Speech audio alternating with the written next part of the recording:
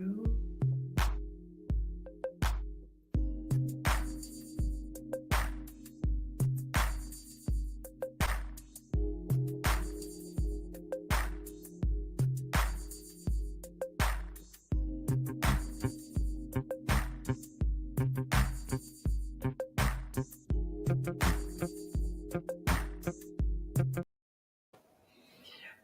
We are live with your guru with Mtn Top Chats today. Here we go. I am so excited today, Karen. We have a stack of news on the desk today. Of course, because real estate, the news just continues always. There's an exciting event coming on, and I'm going to get to be there. And it's not exciting because I'm going to get to be there, but it is an exciting event. And that's the National Association of Realtors legislative meeting coming up on May 1st. It goes for a week. And before you say to yourself, how is a legislative meeting ever going to be exciting? Well, let me tell you, this is where we take a look at the bills. We do some planned lobbying efforts. We plan our whole legislative output as to how we are helping this environment continue its growth plan and keeping real estate top of mind with everybody. Now, note though, real estate, come on, we are nearly 1/4 of the macro budget, the macro economy that's out there. It's huge. So, there's good reasons that we're involved in legislation. All right, next announcement though is, and I've announced it the last couple weeks, but I feel like so passionate about this particular event. It's another NAR event, and that is the Ioi Summit. Karen, you and I were there a couple years ago, and sure were. It was so fun. Now, I'm actually not. It was a little closer for us last time. Yes, and I'm not planning to go to this one. I believe this one is in Los Angeles, but it's September 28, 29. This is the event where they showcase the new products and services, the cutting edge technologies that are out there. And it is just crazy exciting. If you are as excited about technology as I am, well, then this is something you shouldn't miss. And I know it can be expensive to go to some of these events, but this is one you really should think about. If you're a technology geek as I am, then going to something like this is just crazy exciting. This is where things like Curbio was launched. And even though they're not necessarily a tech company, but they are a new company, it's an innovation summit. And it's an innovation not just in tech, although tech is a big part of it. But certainly the innovation part of it is just huge. Now, I want to get a new announcement out there. And Karen, I am just crazy excited about this coming up. No, what are you crazy about this time? Well, this is our first annual event on the Mount Hood Realty Pancake Feed coming up on June 18th. So mark your calendars on it. This is a free community event. We're doing it in the parking lot. It's the Mount Hood Realty Pancake Community Feed event. Bring your appetite. June 18th from 9 a.m. to noon. You can watch a blind person flip pancakes. I'll do the best I can. I mean, I have a tiny bit of eyesight, but I have helpers, but we're going to have just a roar of a time doing it. We've done other events, and it's always so much fun. The parking lot gets full, and the community event on this is huge. So we also will be having, and it's not completely settled yet, we'll have some donation pieces going on, Karen? Well, that's what we're hoping for. We've reached out to a couple different places, and we're waiting because what we found is a lot of the different organizations have rules as to what we're allowed to pass out, whether we're actually allowed to use their names. Some of them have applications. So we have a couple feelers out, and we will announce this in the future as well. So we are pretty excited. June 18th, it's coming up around the corner, but it's close. We still have a little bit of time, and get your stomachs ready for some pancakes. I think pancakes, syrup, sausage links. Pancakes are going to come out pretty good. Sausage links. because Rod actually cooks breakfast almost every day for us. So I'm pretty excited about that. Cleanup sometimes can be a bit of work, but the food is usually pretty good. All right. And I have the address on a slide here. You can take a peek at that. Is that coming up? And that is the next slide. And that is 201 Southeast Dora Street, Troutdale, Oregon 97060. That'll be at our Troutdale office. Obviously, it's in Troutdale, but we do have more than one office. So we want to point out it will be at our Troutdale office. We have a small parking lot in the back of the building. People are welcome to join us. Okay, moving on. There's a huge article in Inman, and I love Inman because they are the paper of record for real estate ongoing. They are so wonderful. And I love the summits they put on, although I didn't get to go to their recent New York summit. It just ended. I wish I could have been there. But maybe, oh, for heaven's sakes, you're going to the legislative meeting I know. next week. I know, but getting to go to Inman would have been tremendous, just tremendous fun.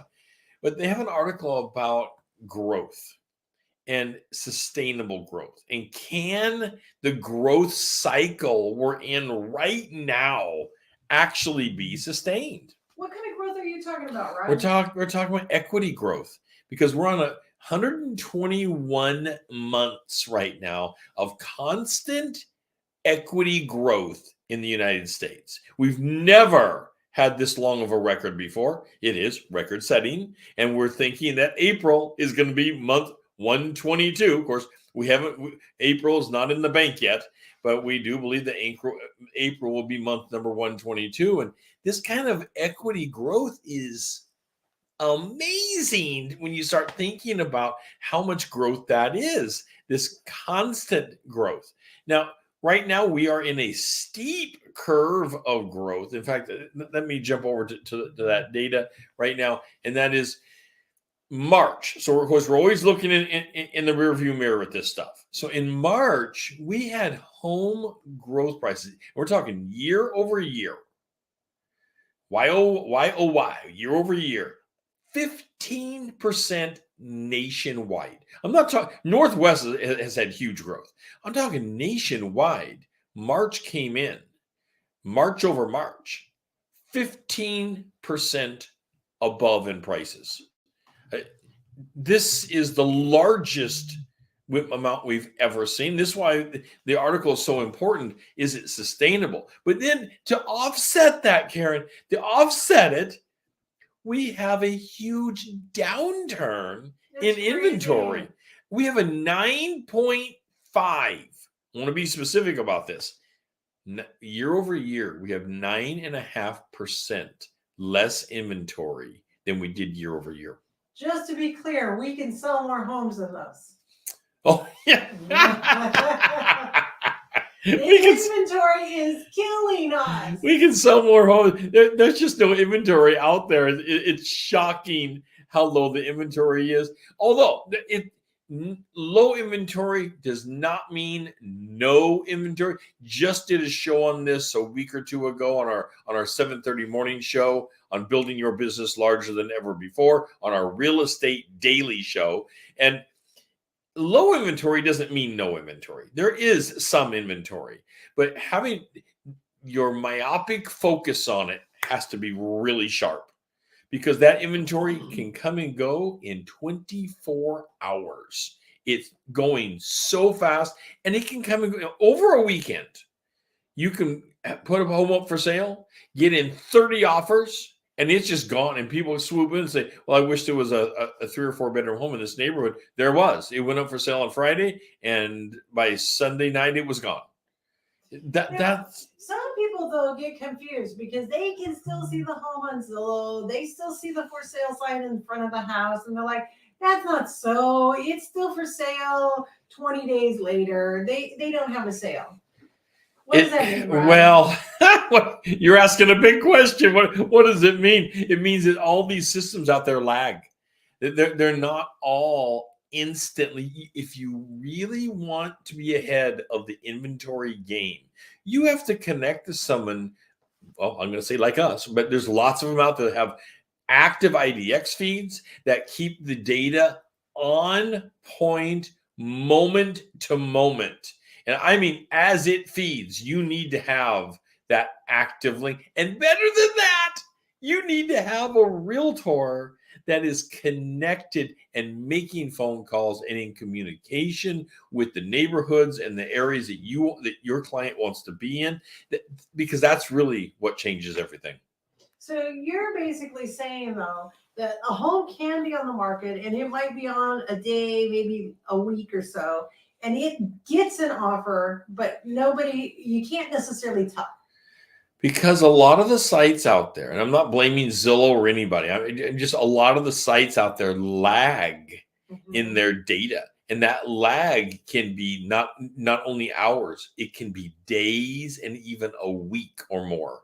So the lag in data continues to show homes for sale. Or they may even show homes that aren't on the market actually and haven't been for a long time because of a data mishap. And that really messes with people's perception of what's actually available. So we're in the Portland metro market, and I think the last time I pulled the numbers, our inventory was considered at like a 0.6 or something, 0.7. Yep. What does that mean? I mean, that's kind of just odd number to get. So drilling it down, what it actually means is it's based upon how much of a month do you have. So a 0.6 would be basically you have 2 weeks. Think about it as you have a half a month. So a 1.0 would be you have 1 month of inventory, where a 0.6 you have a 0.5 would be exactly, but it's general. And in your particular neighborhood, in your particular area where your client is, you may even have less or slightly more. It depends. I mean, for example, in our area, if you go up on the top of Mount Hood, the inventory rolls slower. There may be a month and a half or 2 months of inventory up there. Where you get closer to the city, the Portland area, then you may even have less than a half a month. You may have a weekend. And that's how tight the market is. Okay, Rod. Now, are you mocking the mountain because maybe they have to take a snow shovel to get into the house? Well, maybe a little bit, but I'm not mocking the mountain as much as I'm just saying that's the reality. Things turn a little bit slower on the mountain and the further away from jobs, because the job epicenter tends to be the larger market. Go ahead. I'm sorry, I'm interrupting. So the thing is that if you're looking at you cast this large net, Portland metro area, and you include things like Welch's and whatnot for those that are local, that's bringing the number down actually, as far as how quickly they're getting offers. So definitely, I don't want people to think that they have time to sleep on a home in this market, because not only are the prices going up, and you might say, oh, well, nobody's buying them at that price. Nobody's buying that $500,000 home. It's not worth that. Remember, there's only a half a month supply. That includes lots, lands, condos, everything, homes, and it can include outer areas that are moving a little slower. So if you are looking for, that little gem in town, when you spot it, you need to snap it up. For example, in Troutdale, where our home office is at, Troutdale is crazy hot right now, and homes are lasting maybe 2.5 days. It's just incredible. But I want to get out to our guest, because our guest is so exciting. Pretty excited about that. Who is it this time? Coming up right after the break, we're going to meet Lorena Spratt, real estate licensed agent and broker. And she has so much to bring to the table. I am so excited. So look, we have her in the green room right now. We're making her nervous. All get out. Lorena Spratt is an awesome agent, and we know that. Why, Rod? Because she works for us. She's just awesome, and she has been with us several years. We are so excited. We're going to go to a commercial break in just a few minutes, but just to kind of get her on edge before we get her going, we are going to go to commercial break, and when we come back, we will be talking with Lorena Spratt and seeing what kind of awesome insight she has. That's right. Okay. See you right after this. So, Rod, how can a cup of coffee improve my career in real estate? Well, one cup of coffee is how we start our mornings, and it's not a stranger in real estate. We have coffee with our clients all the time. Even bigger than that, we can sit down with one cup of coffee, talk about your goals, make your business bigger, and push you to heights that you can't even believe. That's right. And I'll tell you, working for Rod and I, you can be pushed because he's a workhorse. I love real estate, and I want to share my passion with building your career in real estate as soon as we can pour the next cup of coffee. So how about a cup of coffee with us? I look forward to having a cup of coffee with you and having a discussion of a career change as soon as possible. Thank you. So Rod, the guru, is back, and he is going to start interviewing Lorena Spratt in just a moment. I'm going to bring her out of the green room to see what great tidbits of information she can share. Welcome, Lorena and Rod. Welcome, Lorena, to the show. Hello, how are you? Oh, we're doing fantastic. I just feel so lucky that you've carved out time for us because I happen to know something. You are crazy busy. Yes, always busy. You are balancing a career, family, husband, and I say those separate because let me tell you, that's a lot of work. Right. The husband part is just enough. Probably. Well, Lorena, let's start in with before real estate because you're doing an amazing job in real estate. But let's start before real estate because we all have a past. Something got us here. What are some of the things you did before getting into real estate? Before going into real estate, I was a preschool teacher for 7 years. Wow. Oh my God, and she still has some sanity. Right? I didn't remember that about Lorena. I remember she was part of that, but 7 years. Or maybe 7 years. It went so well. Because of the insanity. There's a little lack of sanity. I don't know. Preschool teacher. And was that in the Portland metro area? Are people going to recognize you? Part of the time I did work downtown. So I was downtown, I worked in Tillamook, and then I also worked in Hebo. In Hebo. You don't hear that very often. You don't. Not very many jobs there. and Lorena was holding one down. That's so right. I say that's been a while now, so we can't be telling people about a job opening. Right. Nope. No. Probably. Well, once upon a time, Lorena, you decided that maybe real estate would get you excited. What made you start thinking about, because there's a whole licensing process, but what made you start thinking about it? I really started thinking about it once we met you and we were looking for a home. I really enjoyed searching for the perfect home, and I thought, you know what? Let's make a career out of this. Well, and I remember during that search, all of a sudden she was on fire for her own search. Right. And I'm a bit biased on that. I think that's an awesome way to come join a team. It is, yeah, Right. Absolutely. Well, I'll tell you, and boy, was it a search. And, we were just talking about the mountain and snow and whatnot. You finally did pick out a place that you get some snow, don't you? Oh, yes. I sure did. There's a lot of shoveling. So I'll tell you, on Facebook the other day, I saw a post that said something, what was it? Due to supply chain issues, your February snow has just arrived. Because some of us that live in the snow regions of the Portland metro area, which really isn't that far away from Portland, it's like within half an hour of Portland, you can be in the snow zone. Yeah. Some parts of inner Portland, if you're up on the hilltops, you can get it. But if you're within just outside of a half an hour of Portland, you're in the snow zone, and we were getting dumped on in April. How much snow did you get, Lorena?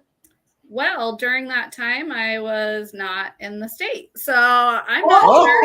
I've heard reports that we got about 6 inches. Yeah. 6 inches. What she had got was she was listening to the forecast and said, I got to get out of town. Right? I Yeah, know. that's right. That's right. Well, Lorena, so you went through the process of buying your own home a few years ago, Yeah. and now you're licensed. How do you feel like that actually going through the process in helps you now with the practice of real estate? You can definitely relate to a buyer and what Yeah. they're looking for and what's important to them, knowing what was important to you. And then also just seeing how you guys helped us is how I would like to help other clients and building that trust and relationship as we go along looking for a house. Well, it is a big deal when you start thinking about building trust. You know, how do we talk about it on the morning show a lot on building a relationship and how you have to build credibility, and with credibility, you head towards trust, and trust will get you over to that relationship. But that's hard because you don't know the person. Right. Well, and I think along with that, if you can relate back to your own buying process, I think it gives you a little bit of empathy towards the stress that's involved in purchasing a property too. Right. Yeah. It is stressful. And now adding to that stress, we're in this crazy seller's market, which makes it even harder. And I know you are actively involved in so much of real estate. And I want to get to that in a minute because you are doing something, in real estate that is not unique, but it is special and puts you in. And of course you're licensed, but you're doing something else. So anyway, being a centerpiece inside this and understanding it from a purchasing position as well as a helping position, I think that brings on a really powerful mental position. Right. So a lot of clients of mine, when we're out looking at homes and whatnot, will say, so what do you think about the home? Right. What would you do? What kind of tidbits of knowledge can you give, well, either first-time home buyers or even realtors that would help, would address that answer? Right. When you hear that question, it's just really knowing your client and what they want and what they don't want. And you kind of, instead of saying, oh, I like this or I don't like that, you say, oh, well, this fits what you're looking for because it has this, this, and this. Can you see yourself here? So it's really just kind of flipping that script and saying, this is what you want and this is what the house is. Right. So that's what I try to do during those circumstances. I like that concept of flipping the script. That active listening and understanding your client. And the more time you spend with them, the more you can relate to them or understand what they're looking for. And if they say what they're looking for is that 3-bedroom, 2-bath home with a double car garage, but what they're looking at is a condo with no yard, and they seem to be happy with it, that probably means you need to have more of a discussion with them. Are you changing your goals? Have you realigned now that we've looked at a few homes?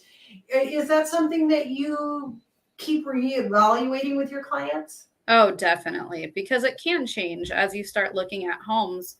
They can say, hey, look, I'm not going to find everything that I was looking for. I'm willing to get a smaller yard, or I'm willing to get a home without a garage. So things do change as you're looking, and you need to stay on top of that. And asking people, is this your forever home, or is this, your first home to get to build, a building block home? So it could be not necessarily a flipper. I don't like to use the word flipper unless it truly is. Yeah. It might be a home someone's going to be in for a few years, and then they're simply using the equity to move on. Very true. Just the other day, though, I was out showing a client, again, what they told me they wanted, what we had discussed over and over again, which was remote property. It could be a fixer. It needs to, they didn't want to put in their own power and well and septic, but they were okay with fixing up the home. But they got out of the car and it started snowing. again, that April snow we were having. Yeah, yeah. And all of a sudden it was, we don't want to live this high. We don't want to live this far away from Portland. We didn't necessarily realize that because the property had the acreage, it had the space, the ability to build, it already had the well and the water. And just kind of on the moment, or as they were driving up there, It was snowing. Yeah. Uh-oh, maybe we forgot a few of the criteria. And the home is about 2,800 feet up. So it's getting some serious stuff. So I want to ask Lorena though about balance, and then I want to get rid of the TC stuff. So you have a family. In fact, you have young children. Yep. She's balancing a dog, right? And you have a dog. Yes. GPS is here, so they're going after it. No problem. We have dogs, and it happens to us right in the middle of stuff. We totally get it. Right. How do you balance it? Let me start off different. Is this a good career for someone with young children to balance? It can be very hard with young children. I'm going to be honest. You do get to more pick your hours, but it's very demanding at the same time. When your clients want to see a house, especially in this market, you have to find a way to go see that house. So when we're talking that way, a lot of people think getting into real estate, I'm going to make my own schedule, I'll work when I want. It's really not like that.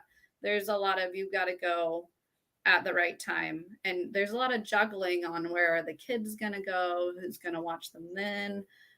So you really have to be prepared for that as well.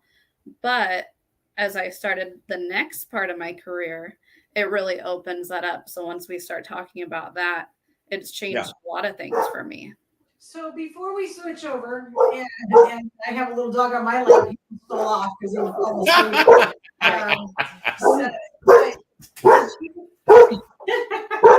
I might have to let him out of here. Hold on. No problem, Lorena. Asleep. Let's talk with Jeffers and give her an opportunity. It is hard. Karen, you and I have known a lot of people that have had to balance their career. You and I had to balance a career, and you decided to stop work for a while, and I was continuing a more of a classic style job years ago. But these kind of choices are big with families. Right, they are.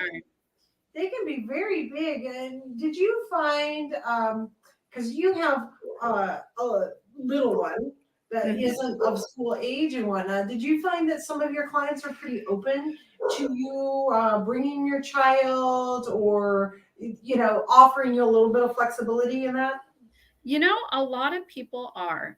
I like to meet my clients first before introducing children into the mix. Yes. A lot of clients have family and they can understand that. So yes, my little one has gone on showings with me. He's gone to the office, as you know. He's gone everywhere with me. And that is one thing that's nice about real estate, is you can be flexible and figure out, how am I going to make this work? And and your little one loves dogs. Oh, he does. He loves dogs. So I'll tell you, I'm all in favor of grooming the next generation of realtors. Right. Training them, showing them the ropes, getting them started. And this is a great way. One of the things that we've really appreciated is, Lorena has shared her family with us, and our office has always been open to family, pets. It's guide dogs. We always talk about and have around at the office and at events that we do. But now I think Ron wants to jump in and talk about. Well, I'm just excited. Other part of Lorena's job. So, Lorena, once upon a time, we were in the need at the office, and you threw your hand up about being a transaction coordinator. Yes. And you transitioned or are transitioning. You are fully licensed, but you're also what we call a TC, a transaction coordinator. Right. Tell us a little bit about that. One thing that is so nice doing transaction coordinating is the fact that you're able to do it remote. So I can sit in my home, have my kids with me, have my dogs barking in the background, and I'm still working. And I'm still building a career.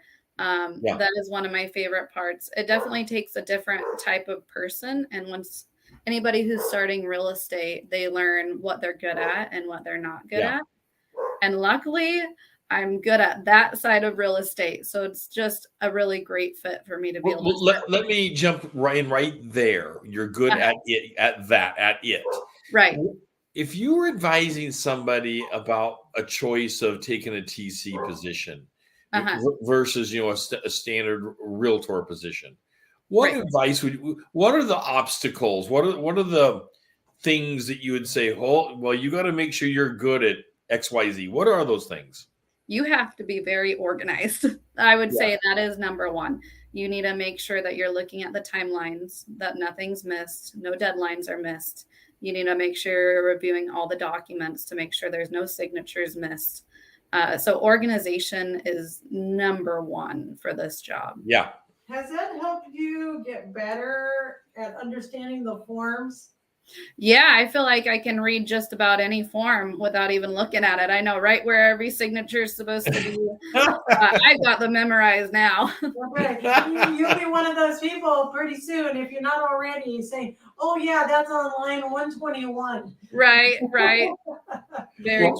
I think that for a lot of realtors, and you take 100 realtors, I think using a TC for about 80 of them is the right choice, because paperwork is not the forte of a lot of people. Like for me, I'm a relationship person, and doing the paperwork is, while I could do it, I don't want to. It's not the thing I want to focus on.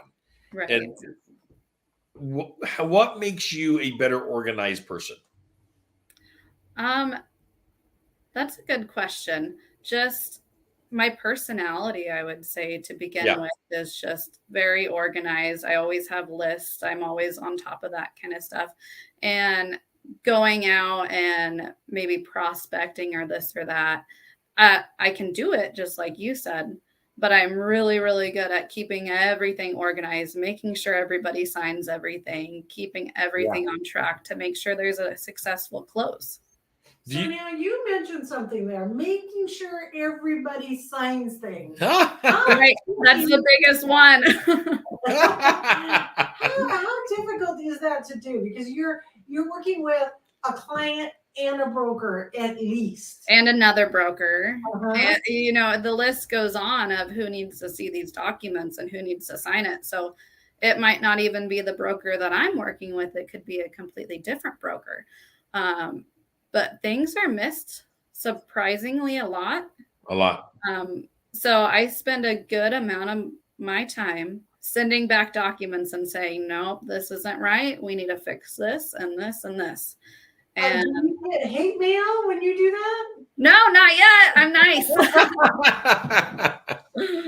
So I've got to ask, do you feel cheated on not being able to have that face-to-face relationship, or are you still able to have relationships with these other people? Well, my relationship has changed from the client to the broker who I'm working with. So there is still a relationship aspect, because whoever I'm working for, they have to trust me as well. So you're still getting that. I do miss going out and meeting new people, but just from a family perspective, this is just a great fit. Wow. And, I think that, because you still have your license, you are able to still sell real estate. Right. And if you had a family member or a friend or something, you'd still be able to do that transaction, right? Yes, very true. Mm-hmm. Now, I'm not sure all offices allow their transaction coordinator to do that. I'm really not sure, but I know that the license allows for that. So, and we allow it. It leaves it nice and open for you. Absolutely. Right. Well, so you feel like this TC gig, I hate to call it that, a career opportunity, is a good fit for some people. Yeah, I do. I really do. I think if anybody's organized, you have to have dedication to sit down at the computer every day. So you have to have that self-discipline to make sure you're getting stuff done. But Now, we're not going to use names about anybody, but Mhm. there are times you have to be very assertive in this role. Isn't that right? Right. Yes. And push back and say you need something to happen because the contract isn't put together correct. Right. Very true. Do you find that to be a challenge?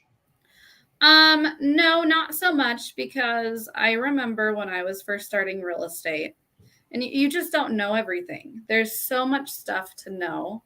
So I've worked with other brokers who are brand new from the other side who I'm not working with, and, just talked to them and said, hey, we need this changed. And I completely understand. I've done the same things. I've made the same mistakes, but we just need to get this taken care of. Mhm. Yeah. And the approach makes a big difference. And Right. once you perfect that, that makes your life a lot easier, whether you're the broker or transaction coordinator. But Right. do you find, now that you've done kind of both sides of this fence, do you find that one type is harder than another, or what's kind of the difference? I would say the difference is when you're an broker, you're doing everything. When you're working Yeah. as a TC, it's more streamlined. There's still a lot of different things that I have to master. But you're just kind of focusing on the one thing. I would say starting up as a broker, it would be really helpful because there's so much to learn starting a job in real estate. So it's nice to just kind of have a more streamline and get a huge grasp on documents and timelines and deadlines. And so I think it is really helpful just being a TC to start out with. It's my personal belief that new brokers need to work closely with a TC so that the new broker / agent can focus on rainmaking their new sphere of clients and focus on the relationships, knowing that all the details are being cared for by a TC. So true. So true. You have somebody by your side making sure that this closes. And But I do absolutely. think that as a new broker, they need to understand the importance of the forms. They Right. need to not underestimate the value of the form and the transaction coordinator that's making sure that this happens. This is a super important position. Right. Very true. Now, Yeah. I want to ask about Lorena is so busy. The fact that she can carve out a half hour for us today is amazing. So, Lorena, I know you're involved in kickboxing, and if I understand right, you are a black belt in. No, not a black belt. Okay, not yet. No, I have spent most of my time training doing kickboxing and grappling. So there's no belting system to that. Okay. So I'm just really good at it. Right. Is that because you have young kids you're good at grappling? Right. It does help, huh? Yeah. I have transitioned a little bit into the jujitsu side where they do belt, but I'm just a white belt. Wow. She's starting off, but I don't want to find her in an alley. No, oh, Lord, no. See, I have a secret weapon. I know people can't see me, I'm hiding. But Lorena and Rod know I have the secret weapon called Louie. It's my little dog. Oh, yes. He's only about 8 inches high. And let me tell you, he could attach himself to somebody's ankle and he might not let go. Let's not make fun of Lou's height. But Lorena, on the other hand, she's dangerous. Lorena will put you down. So we were so excited to have Lorena as part of our team. She's even shown that she can go on vacation, and as a transaction coordinator, she's able to slip this in the middle of the day, or as long as the hotel has Wi-Fi. Right. I'll get it done. Well, Lorena, thank you so much for being part of the show today. And it's such an honor, of course, to work with you and see the work that you're doing at such a high professionalism. It really is amazing. And to understand more about what you're doing, people will find this fascinating because you don't hear a lot from TCs out there. Right. Very true. Well, and I'm finding TCs are super, super important. People really need to respect the fact that a TC is what's holding their transaction together. Oh yeah. So Right. thank you so much for joining us, Lorena. I want to point out to people, I've been putting up on the screen your contact information in case somebody wants to get a hold of you directly. Your phone number is on the bottom of the screen now, and I'm going to switch it over to your email address. These are your direct lines. And if you want to work with a local broker in the Sandy, Oregon area, that's right, a family person, this is your go-to person. And talk about someone who knows the paperwork. She can train it. and she knows where Right. the snow is. That she knows where the snow zone is, yes. And knows when to get out of town. That's it. Right. Thank you, Lorena. Well, thank you guys. Thank you very much. You take care. Bye. Wow. Bye. She is so smart. We are so lucky to be connected to Lorena. Well, we like to pickle. And Lorena's a good cat. She fits with our company really, really well. Our company likes to focus on more of a family atmosphere in which brokers get along with each other. Yeah, there's a little bit of competition, but we kind of back up each other as needed. Yeah. And we work together as a team. We have community events and our brokers get together. They show up, they help, collect the garbage, set up the benches and so forth. Yeah, And that's I'll right. tell you, Lorena and her family They're right joined the there. team, and they've been full force participating in activities. We're at the Halloween. Lots of fun. We're at the Halloween event, and they were cleaning the whole thing up. Had the hay back in the truck. It was amazing. I mean, like the whole event was picked Yeah, up in yeah. like a half an hour. And half of it, most of it was Lorena and her family just putting in It good was. labor. But we do have a whole team, so I do want to give kudos to the rest of the team as well. But Lorena has family, she has kids, she has dogs, she has there's a lot of fun. She's going busy. on. And don't forget that kickboxing. Yeah. You better keep an eye When on they say her. ask a busy person if you want something done, she's the person you want to go ask. That's right. Hey, I want to mention real quick. Of course, there's the pancake breakfast, the Mount Hood Appreciation Community Breakfast for June 18th, 9 to noon, just as a reminder of that. And also, I want to mention about next week.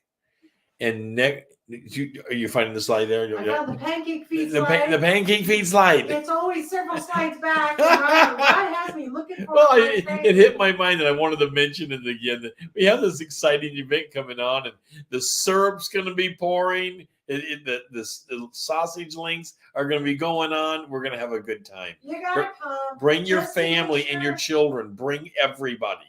People have to come just to see how many pancakes miss the grill. when they're cooked. Well, they are having a blind person do it. So I mean, you keep saying that, but if I was cooking, I bet I'd have more pancakes on the ground. well, they'd just be charcoals.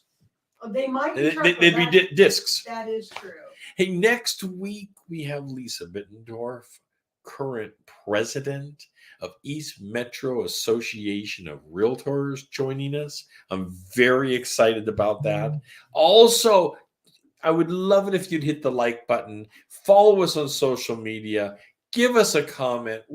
If you have a comment of someone that we need to be interviewing on the real estate show here, please let us know. We'd love to hear from you on that. And over on YouTube, I don't know if you have a link to that, hit the subscribe button, and the subscribe button will open up the Guru members only events where we help grow your business larger than ever imagined. And I think that we are set. Well, we're pretty excited. Next week, we are going to be at the legislative events, and hopefully we'll be bringing back everybody some news, and we will be doing an interview with Lisa Bittendorf. We'll try to slip that in, so it should be all fun and excitement. It'll be Looking exciting. forward to it. Thanks, you guys.